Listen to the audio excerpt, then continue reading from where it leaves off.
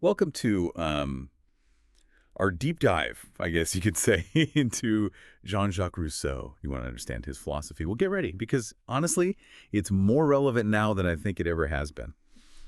We're diving into some really challenging ideas today about human nature and society. And trust me, this isn't just like, some dusty old philosophy from way back when. Yeah, it's really about freedom. Like, what does it even mean to be free in a world that seems to want to put us all in these little boxes, you know? And Rousseau's famous quote, man is born free, and everywhere he is in chains, that really sets the stage. Yeah, it always makes me think like chains. What did he mean chains? I mean, we all deal with constraints in life. Clicking? But anyway, our source material today lays out his arguments really beautifully, and we're going to try to break those down. So Rousseau, he really believed that humans are inherently good, but that they get corrupted by the structures of society. And this was a radical notion, especially coming after thinkers like Thomas Hobbes, who argued that human nature was more like, if we're all left unchecked, it would be this chaotic war of all against all. Oh yeah, survival of the fittest taken to like the nth degree. Exactly, and that's why Hobbes thought we needed a strong sovereign power to maintain order. But Rousseau had a very different view. So if humans are naturally good, then how do we end up with so much, like war and poverty and inequality? It's a lot. It's a lot to process. And that's exactly the heart of Rousseau's argument.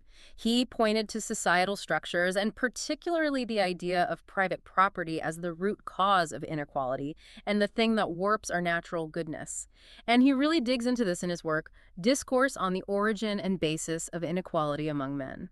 So it's not survival of the fittest. It's more like society made me do it. In a way, yes. He's challenging us to think differently about the systems we live in and how they impact us. It's kind of a mind flip.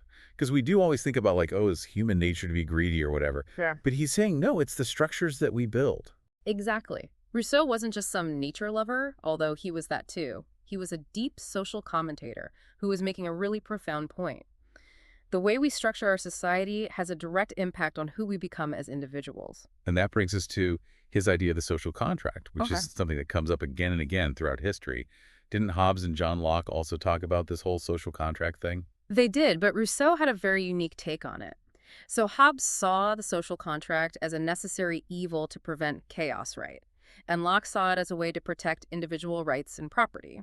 But Rousseau believed that the social contract could actually be a path to true freedom. Okay, now that sounds a little contradictory. How can a contract, which implies limitations, right? How can that lead to freedom? That's where his concept of the general will comes in. He argued that true freedom comes from aligning our individual desires with what's best for the community as a whole. So it's less about me versus you and more about finding solutions that benefit everyone. So kind of like think about a neighborhood association where everyone's like pitching in to make life better for all the residents. Right, exactly. It's a powerful idea, but it makes you wonder, right? Is it really achievable, especially in a world that feels so divided? Yeah, it's a big question for sure. It's really amazing how like all these ideas connect, Mhm. you know? Like his ideas about society and individual freedom Yeah. makes you think about like how do we even raise the next generation to kind of navigate this whole balance? Hmm. And speaking of the next generation, Rousseau had some pretty radical ideas about education. Oh, yeah, he definitely did. His book, Emile, or On Education, caused quite a stir back then. It was like a bomb went off in the traditional education system. Because Rousseau, he was all about what he called natural education. Natural education. Yeah, emphasizing learning through experience, you Yeah. know, like exploration, Hmm. letting kids' natural curiosity be their guide instead of just like these rigid structures. So instead of like drilling times tables, we should be letting kids play in the mud and figure things out on their own. Well, it's about finding a balance, right, between structured learning and allowing that natural curiosity to flourish. Our source makes a great comparison. It's like gardening. Oh, okay. I like that. You provide the right environment and support, but you don't like force the plant to grow a certain way. You nurture its natural development. I love that analogy. It's so true. And it kind of brings us full circle in a way, right? Because we're back to Rousseau's idea of the inherent goodness of humanity. Like if we nurture that natural curiosity and love for learning, maybe we create a more harmonious society. But how did people even react to these ideas back then? This was radical stuff. Oh, yeah. Rousseau was way ahead of his time. His ideas about individual freedom and challenging those traditional hierarchies, people were both excited and terrified. I bet. I mean, it's no surprise that his work had a huge influence on the French Revolution. Oh, wow. Yeah. Talk about a time of upheaval. Right. But revolutions are never simple. There were definitely opposing viewpoints to Rousseau's whole philosophy. What did they disagree with? Well, take Edmund Burke, for example. He was a huge critic of the French Revolution, and he really disagreed with Rousseau's emphasis on the general will. Oh, because... Well, Burke argued that it could be too easily twisted. The majority could end up suppressing the rights of the individual in the name of this supposed common good. Hmm. It's tough because, yeah, we value individual liberty, but we also need to find ways to, like, work together for the greater good. Yeah. It's tricky. Makes you wonder how Rousseau would deal with the world today. Can you imagine him with a Twitter account? Oh my gosh, that's hilarious. He'd be like tweeting up a storm about social justice, calling out inequality and the excesses of capitalism. Oh, for sure. He'd be all over that. Right. Just like he critiqued the inequalities of his own time. And you know what else? Environmental issues. Remember his whole thing about society corrupting our natural goodness? He'd be tweeting about climate change and advocating for a more sustainable way of life. Absolutely. All those things are so connected to his core beliefs. It's kind of mind-blowing. It really is. And it shows you how much his ideas still resonate today. So we've covered so much ground. Rousseau's core beliefs about human nature, the impact of society, his whole concept of the social contract, even his revolutionary ideas about education. But how do we actually take all of this and make it relevant to our lives today? That's the million-dollar question, isn't it? And that's what we're going to explore next as we dig into the lasting legacy and the continued relevance of Rousseau's thought.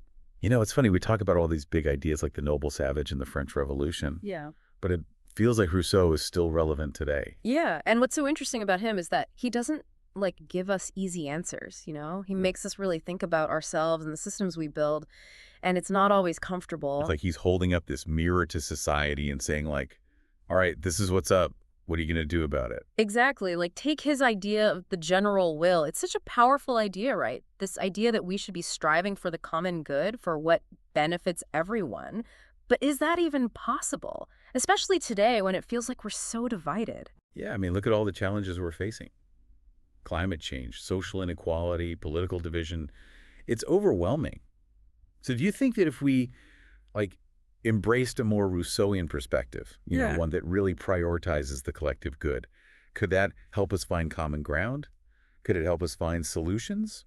I mean, that's the million-dollar question, isn't it? Could prioritizing the general will, even if it's just in our own communities, could that be a step towards a better future, a more just future? It's a good question to think about. I mean, Yeah. maybe it starts with each of us asking ourselves, what are we willing to contribute, Yeah. for the greater good? Where do our own desires line up with the needs of our community, our society, our planet? It's a lot. It is a lot. And Rousseau doesn't give us all the answers, but he gives us a really powerful framework for thinking about these issues, for thinking about how we want to live and learn and build a better world. This deep dive has been amazing. It's like Rousseau wasn't just some guy who liked trees. He was like a revolutionary thinker who was asking these really big questions about human nature and society. And those questions are still so relevant today. Absolutely. And whether you agree with all of his answers or not engaging with his ideas, it makes you think. It makes you challenge your own assumptions, and it makes you consider maybe new ways of looking at the world and all its complexities. Well said. So there you have it, folks. Rousseau, more than just a nature lover. He was a philosopher, or a revolutionary, and his voice, it's still out there centuries later.